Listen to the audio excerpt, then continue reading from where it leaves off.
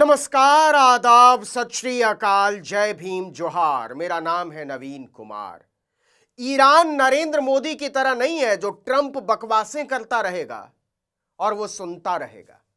याद कीजिए, ट्रंप कम से कम 50 बार बोल चुका है कि भारत और पाकिस्तान के बीच की जंग मैंने रुकवाई थी। नरेंद्र मोदी की एक बार भी हिम्मत नहीं हुई कि बोल दें ट्रंप झूठ बोल रहे हैं, हमने आपकी मध्यस्थता कभी स्वीकार नहीं की। मोदी छोड़िए, विदेश मंत्री एस जयशंकर ने भी कभी नहीं कहा कि ट्रंप झूठा है। लेकिन डींगे हाँकने पर मजबूर डोनाल्ड ट्रंप ने वही ट्रिक ईरान पर आजमानी चाहिए तो दांव उल्टा पड़ गया।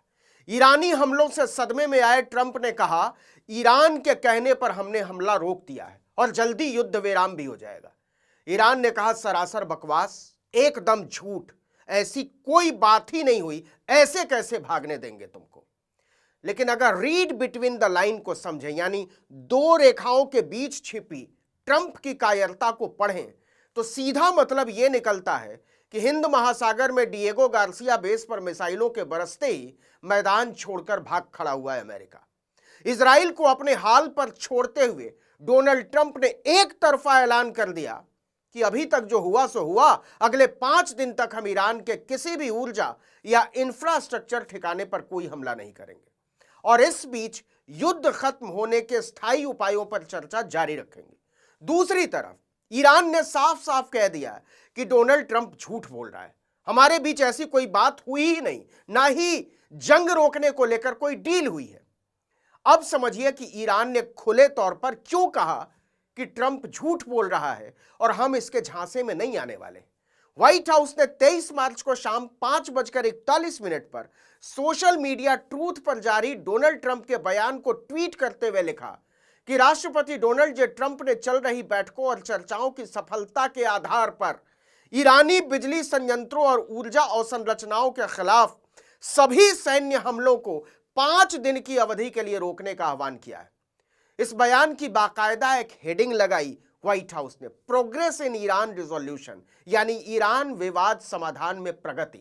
गौर कीजिए, ईरान ने अपनी तरफ से इस बारे में एक शब्द भी नहीं कहा, न ही ट्रंप के बयान का अनुमोदन या समर्थन किया। उल्टा यह कह दिया कि झूठ बोल रहे हैं ट्रंप, झूठ बोल रहा है व्हाइट हाउस, झूठ बोल रहा है अमेरिका।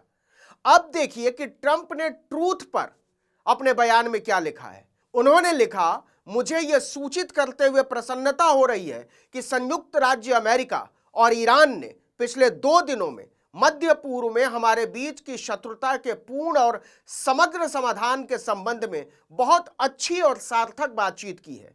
इन गहन, विस्तृत और रचनात्मक वार्ताओं के स्वरूप और लहजे को देखते हुए जो पूरे सप्ताह जारी रहेगी, मैंने युद्ध विभाग को निर्देश दिया है कि ईरानी ऊर्जा संयंत्रों और ऊर्जा इंफ्रास्ट्रक्चर पर सभी सैन्य हमलों को 5 दिनों के लिए स्थगित कर दिया जाए, बशर्ते कि चल रही बैठकों और चर्चाओं का परिणाम सकारात्मक रहे। अब देखिए कि ट्रंप का यह बयान बेंजामिन नेतन्याहू के उस बयान के कुछ ही घंटों के भीतर आया जिसमें उन्होंने दुनिया के तमाम देशों से इस युद्ध में शामिल होने की अपील की थी। मतलब नेतन्याहू ने बाकी दुनिया से शामिल होने की अपील की और अमेरिका ही भाग खड़ा हुआ।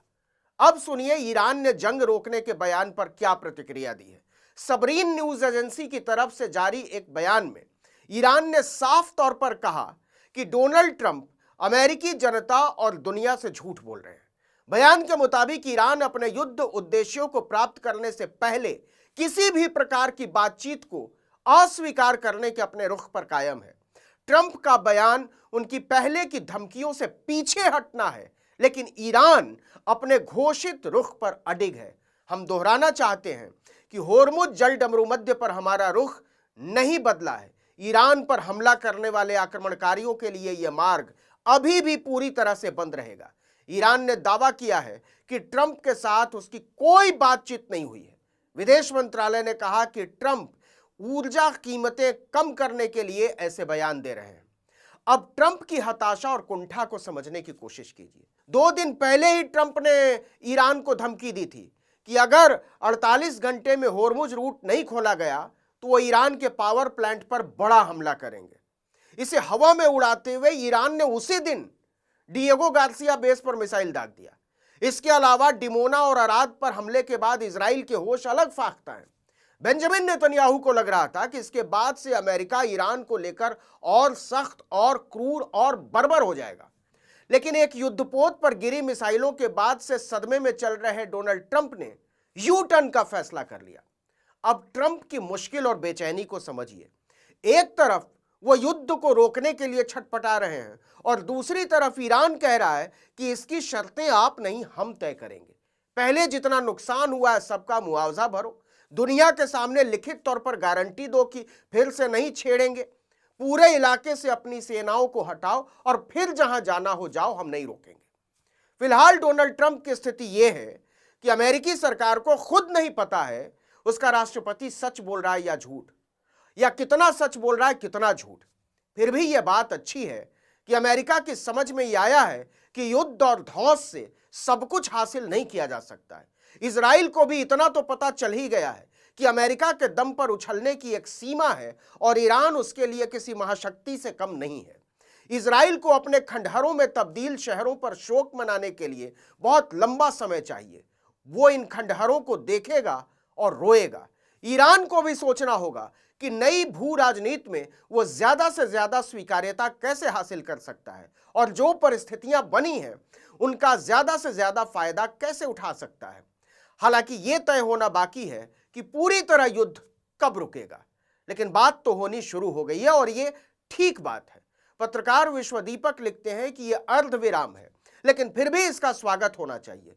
युद्ध से क्या नुकसान होता है यह समझने के लिए युद्ध से गुजरना पड़ता है। सम्राट अशोक को युद्ध की व्यर्थता का एहसास कलिंग युद्ध के बाद ही हुआ था।